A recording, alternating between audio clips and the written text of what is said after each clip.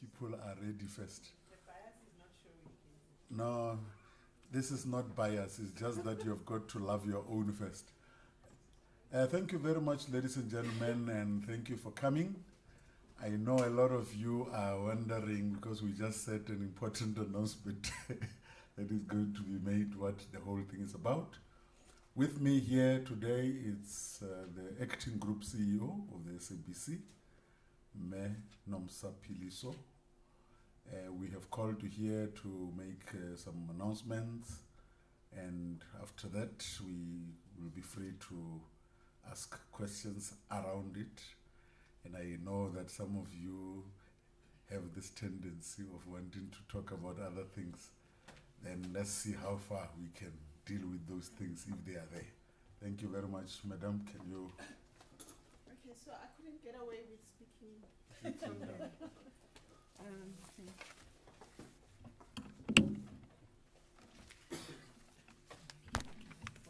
Is that better? Okay. Thank you very much, Kaiser, and thank you all for coming. I know some of you thought it's exciting news, but it is important news, albeit other people may view it as soft issues. I think just as a starting point, is just to say that, you know, we've experienced a lot of governance issues around the SABC, and that has not only affected us financially, but it has undermined the integrity of the institution as a whole. So we had issues that we had taken on board as far back as the ad hoc committee report. Now, you will remember that we had about 33 recommendations that we were supposed to implement, and it has been work in progress. But one of the things that we were supposed to really delve into, and we feel that we haven't done justice to it, is actually to investigate the veracity of the allegations around the interference in the newsroom. Now, like any other in so if you don't fix what is wrong, it festers and it becomes a bigger issue. And we do also understand that from an SABC point of view, it's absolutely key that the integrity of news is beyond question. And we want to start by saying that we are in the phase of renewal, we are in the phase of fixing, and this is but one of the few things that we're starting to do as we go into the road of recovery. What I also wanted to mention is that, yes, there was a follow-up by staff in terms of a petition to say that, you know, these matters are still outstanding, but it's important that I articulate that the spirit in which this commission has been formed is not a witch hunt of any shape or form. What is important for us is for us to learn the lessons and also to see how we can future-proof our newsroom, to make sure that the mistakes of the past don't happen again, and to actually understand the environment to say why did they happen and what can we do to make sure that those things don't happen again. So having said that, we want to also leave the values of the public broadcaster, which is really to respect the rights and dignity of each and every individual that works in this organization, because I think it's important for us as a public broadcaster to behave and be seen as the values that we espouse. So what has then happened is that we have decided to launch 2 commissions of inquiry. The first one is around the newsroom. We've developed terms of reference that really talk to what aspects we are going to be looking at and how we are going to be looking at those things. So some of the things that we'll be looking at, the period of the inquiry is from 20 period. And the influence of the interference, we want to be absolutely clear that it's not just the political interference that we're looking at. We're looking at commercial interference. We're looking at the NGOs or the pressure groups. Any person that may have, or any grouping of people that may have been able to exert any kind of influence on anyone within the SABC. Because really what it does for us, it starts to set the tone to say, as we head into the elections, we should be beyond reproach. And we're hoping that this exercise will achieve that.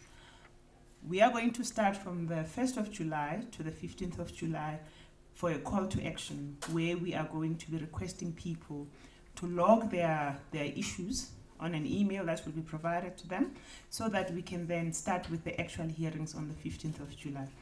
of June. We are hoping that we will finish on the 31st of July, and we anticipate that by the 8th of August we should have a draft report, which we will hopefully then call you guys to share with you.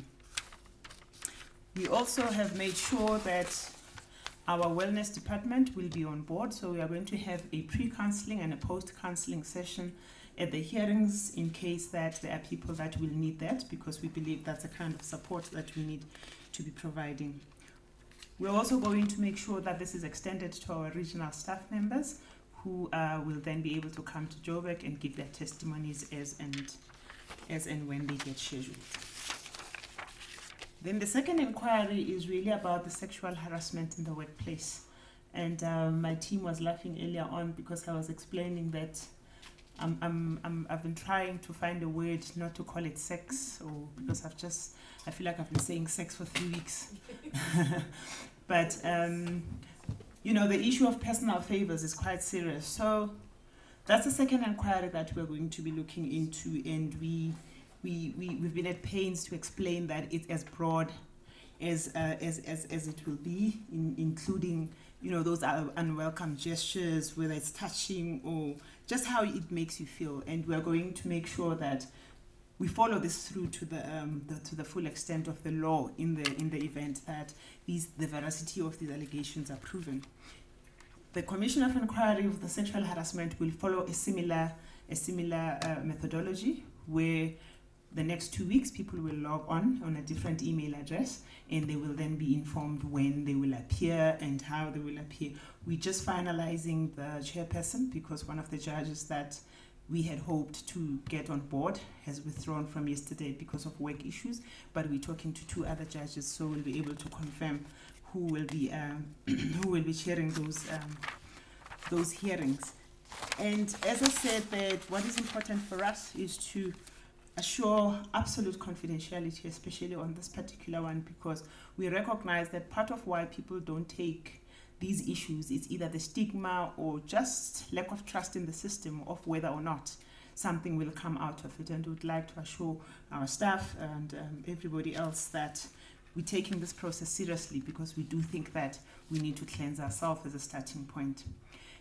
In the SABC, we have got a hybrid model of personnel. Whilst we talk about over 3,000 permanent staff members, we also have got a lot of freelancers. Now, this inquiry is not going to be restricted to just permanent staff members, because we believe, or at least we've heard, that some of our freelancers have also experienced some of these atrocities. So we would like to extend the Commission of Inquiry to anybody and anyone that has felt aggrieved or harassed by any of the SABC staff members.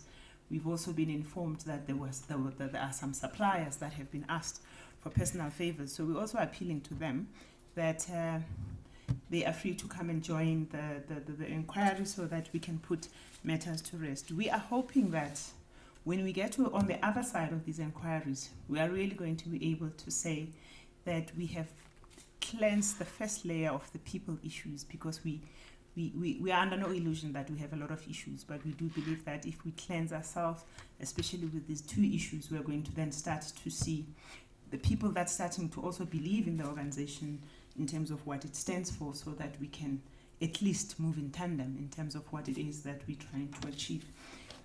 So having said that, there aren't any more juicy news, but it is to announce the two Commission of Inquiries, because we believe that we're taking it very seriously, and we want to make sure that it is done properly, in that we bury the hatchet, and that our staff, from now on, we make a pledge of how we are going to deal with each other and how we are going to behave. So it is about resetting the tone of our value system, really.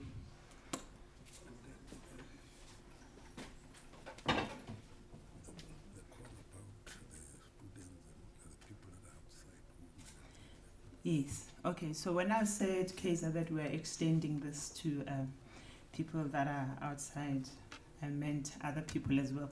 Kaiser has just raised an important point of some of the things that we hear.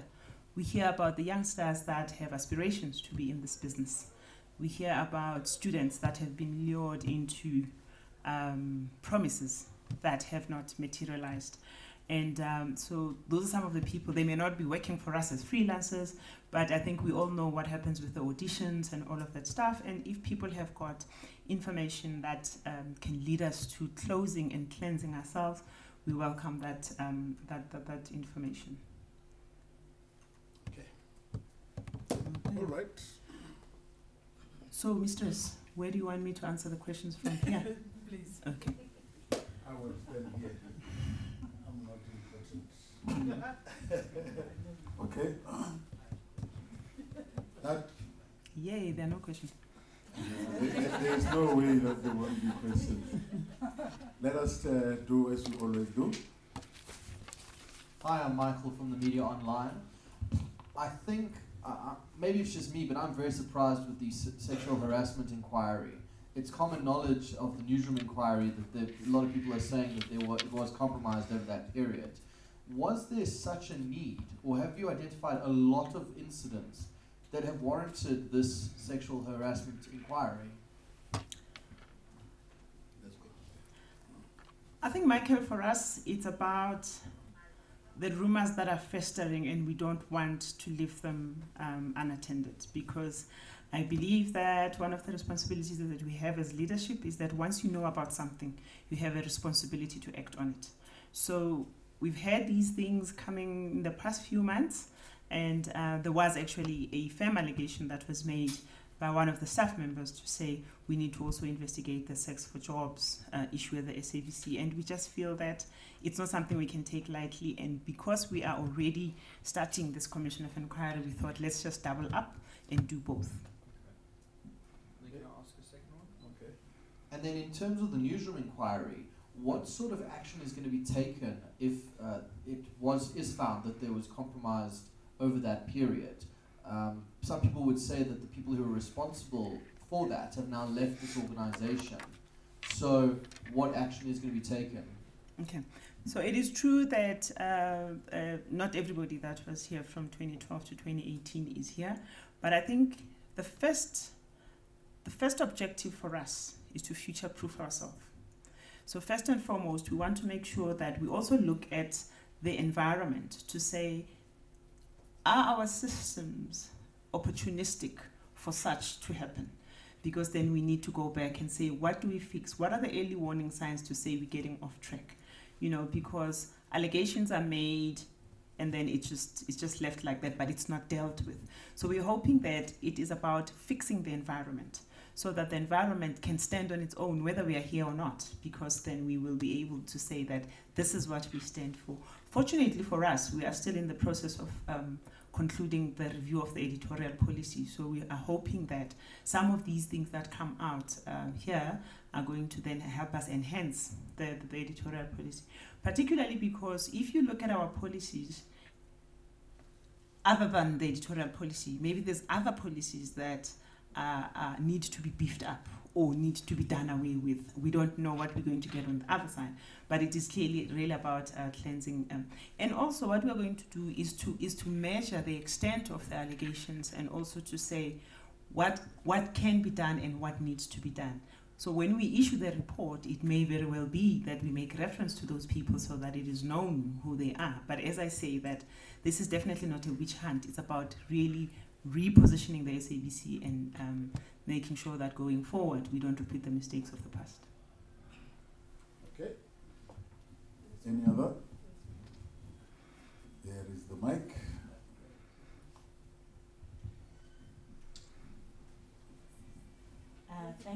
Thank you very much. I'm from an organization called SWIFT, and I just wanted to commend the SABC for taking this step, particularly around sexual harassment.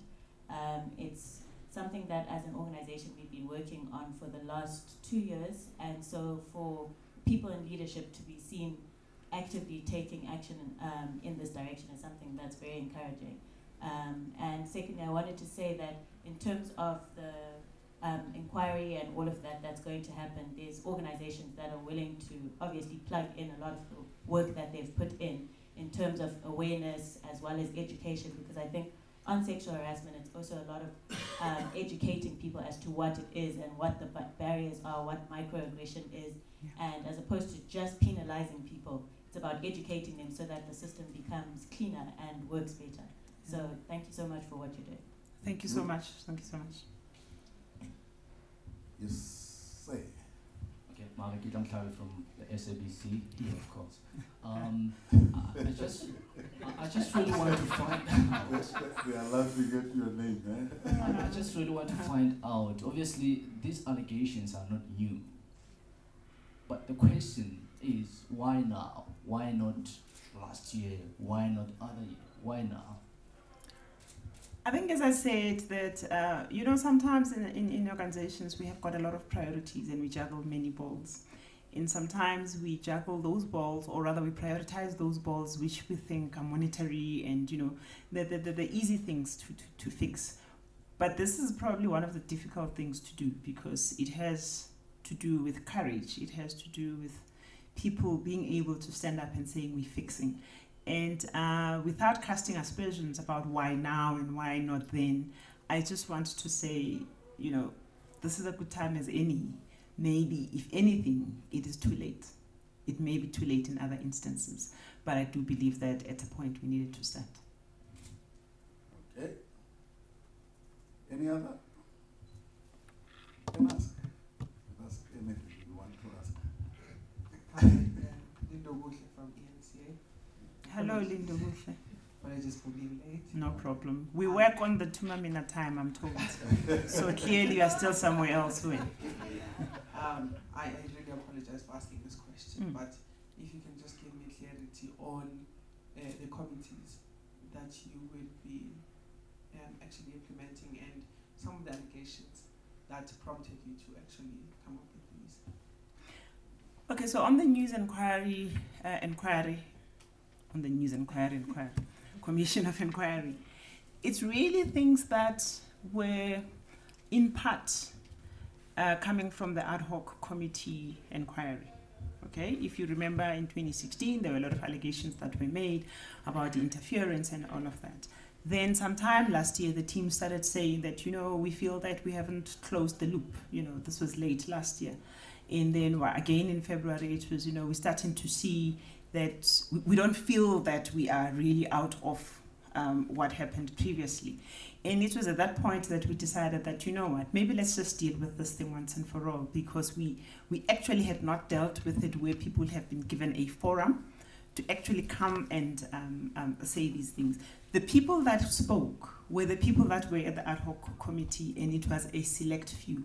So now we want to open it to whoever has felt aggrieved and maybe not heard, because we want to make sure that we cover all our bases. So in terms of the composition of the committees, we have got a legal firm that will be assisted by Dr. Tlole for the news committee, because what we did was to try, I personally do not want anybody from the SABC to be part of the panel. Whether junior or senior, I do not want anybody to be part of that panel, because I believe that the panel should be as independent as possible. But what we also recognized was that it was important that we have got actually a subject matter expert, because sometimes if it's just legalese, it becomes legalese. But I think that when you have a subject matter expert, they're going to be able to pick up the nuances. You know, they're going to be able to understand exactly what it is that is being meant by maybe somebody, whatever allegation that they make. So that's. I don't know if I've answered your question. That is the first one. Then on the sexual harassment. Okay, so on the sexual harassment, as I said to Michael, that these things have been bubbling underneath. You know, there's a lot of talk about it, but we just haven't dealt with it. So we just want to open it up, deal with it, and close it. And I do not have any illusion that when we finish the Commission of Inquiry, those things will not happen again, because our society is just what it is. What I'm hoping for is that it starts to set the tone and does not enable, because I believe that if we put ourselves out there and we put our argument out there, then we are not enabling. By keeping quiet, I think that to a large extent we would be enabling. And also, see, the same journalists that are sitting here wrote about that petition. That had sexual harassment in it, and they were writing about that. It was headline in some of the. Which one? The fact that it is out there that there was a sexual harassment from the union. Allegations. yeah. Allegation. Therefore, all those allegations have to be tested. It's very important. We really need to close, because one of the things that we find ourselves in is that more often than not, we are making headlines for the wrong reasons. And the things that are within our control and the things that we can clean up, we do feel that we need to prioritize those. Gertrude from African News Agency. On the petition Mr. Kaya was speaking about, do you have unions on board? Do you have their full support? Yes, we do. So what happened is, after we made the decision to say that we're going to be going for these inquiries, I did have a meeting with the unions, and I did share with them that this is the route that we're taking. They're very supportive of it, and they feel that, you know, let the chips fall where they may, but let's get to the bottom of it. So, Linda, yes. In terms of, you said that these are underlying conversations that have been, you know, boiling underneath the surface. But has there been people who actually came forward and reported to management? yes, there has. There has, because part of how this thing manifested itself in the petition was people starting to talk. And we're now saying, you know, maybe it's just not those people. Let's allow everybody else the space to be able to express themselves. And any cases opened with the police regarding sexual harassment? No. Nog nie. I'm testing the veracity of it. No, so the inquiries themselves will start the Monday after, so 16, 17, on the 18th, the actual hearings will start. So for the next 2 weeks, we are going to be communicating to say, these are the email addresses, this is where, so that we can schedule the people properly, because we also want to make sure that we don't have too many people, so that, you know, when one person leaves, there shouldn't be another one that sees them. We have to ensure absolute confidentiality and privacy. Okay. Any other? You are happy? And maybe there's something Happy that, as a clam. yeah, something that I did not do. Since you came here, ma'am, you have never been introduced to the media. Who? Philiso. Oh, yes. It was just written about you. With us here, we also have the group executive for news, brand new. Are you still brand new? Philiso Makupendi, who's with us here. And we also have Mr. Gianni here, the head of corporate affairs. So let me answer. Let me say some of the things that I know that people are wanting to ask, because you said that they can only ask about the two. I think one of the things that the media is interested in is the appointments of the executive of the SABC, and we are happy that from an executive point of view, we only left with 3 to fill. So we've got the head of legal, we've got the group executive of corporate affairs, we've got the group executive of technology. We're interviewing in the week of the 14th of June, somewhere there. And in terms of the COO and the CEO, there's been a lot of progress that has been made. I think that in about 3 weeks, yeah, CFO and CEO. Okay, Chief Executive Officer and Chief Financial Officer. We've moved quite a distance, so I think in the next 2-3 weeks we'll be able to issue a statement about exactly who's joining us. Okay. And even if you beat me up, you are not going to get it out of me, so don't try. All right. Are we happy? Can we close? Yeah, so until the time that we share the report about this matter, we will see you then. But please spread the word so that we don't leave anybody out that could have had this experience. But thank you for coming. Thank you.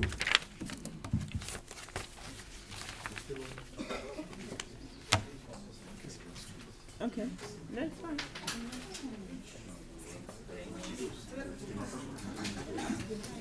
No, it's going to be a duplication of what you said. I just wanted to get it on video. Oh. So it's the reasons for the inquiries, what the aims of them are, and the need, why they were set up.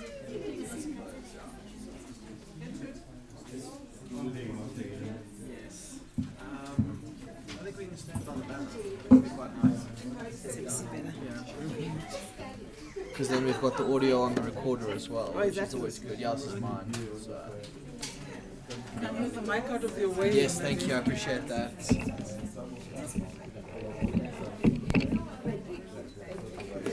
If you could just center yourself. Perfect, yeah. So just for our record, can we start with your name, company, position, please?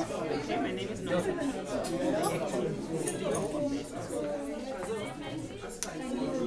Excellent. You've just announced the formation of 2 new committees.